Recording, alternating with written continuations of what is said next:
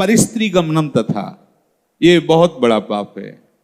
उसमें भागवत में आता है नरकों के वर्णन में कि जो स्त्री या पुरुष एक दूसरे को धर्म के विरुद्ध, जैसे जब तक ब्याह नहीं हुआ तब तक बच्चा या बच्ची को ब्रह्मचर्य रहना चाहिए। ये बड़े आनंद की बात होगी, आप रख के तो देखो।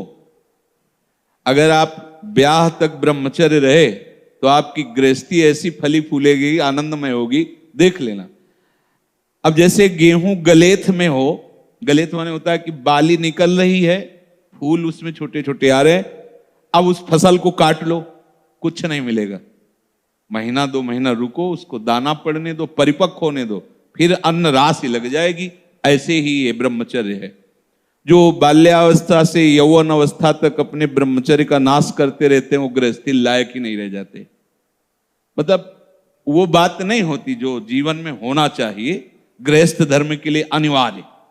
तो जो बच्चा और बच्ची ब्याह नहीं हुआ तब तक ब्रह्मचर्य का पालन करे, और जब ब्याह हो जाए तो पहले तो ये था कि नाव चले जाते थे, गांव के नाव ठाकुर, वो ब्याह तय कराते थे। ना बच्चा देखता था ना बच्ची देखती थी। कितना निष्ठा, कितनी श्रद्धा। पाणी ग्रहण के समय भले वो देख ले कि फोटो वाला जमाना ही नहीं था, कभी किसी को जाना हो तो अपने लोगों में यहाँ शहर जाकर के वो पर्दा वर्दा लगाए होते थे, बैठ जाओ, वो जैसे कहीं जरूरत पड़ी उस समय। ऐसे मोबाइल ही नहीं था पहले की बात। कितनी श्रद्धा विश्वास, कैसा है रंग, गोरा काला, स्वभाव, कोई मतलब नहीं। माता पिता या कोई तय करे आए, जब पाणी ग्रहण हुआ उसी समय स्वीकार कर लिया कि आजीवन निर्वाह करना है, चाहे जैसे स्वभाव वाला हो, चाहे। बड़ी पवित्रता गृहस्थी में देखी गई, बड़ी पवित्रता, बड़ा जीवन। तो यहां तक मर्यादा, लोग इसका मजाक उड़ाते हैं। मजाक तो तुम्हारा उड़ रहा है, देखो ना, देखो ना, मजाक उड़ रहा है तुम्हारा। तुम्हारी क्या स्थिति है, क्या स्थिति है, अपने आप देखो तो आप खुद अपना मजाक करने लगोगे कि हमने अपना जीवन मजाक बना दिया।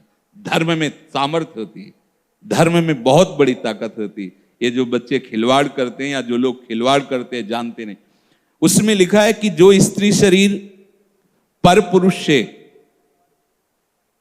ऐसा कुछ संबंध करती है तो लोहे की तपती हुई पुरुष शरीर या स्त्री शरीर जो परस्पर ऐसा, उसमें कल्पों तक मरना है नहीं। कितना दाह होगा। रामचरितमानस में भी लिखा है, पति वंचक परपति रति करई, रौरो नरक कल्प सत परई। जो अपने पति की वंचना करके, धोखा देके किसी और पुरुष के साथ ऐसा व्यवहार करती है तो बोले 100 कल्प तक रौरो नरक में पड़ती है। ये शास्त्र झूठे नहीं, 100 कल्प तक रो। अगर तुम्हारे भाग्य में कहीं ऐसा पति है कि भाई लंगड़ा हो गया है, उसकी आंख खराब हो गई है, सुनाई नहीं देता है, वो रूपवान नहीं है, तो मिला तो तुम्हारे प्रारब्ध से ही है ना। तो अंध बधिर क्रोधी अति दीना, ऐसे उपति करके अपमाना, नारी पाव जमपुर दुख नाना।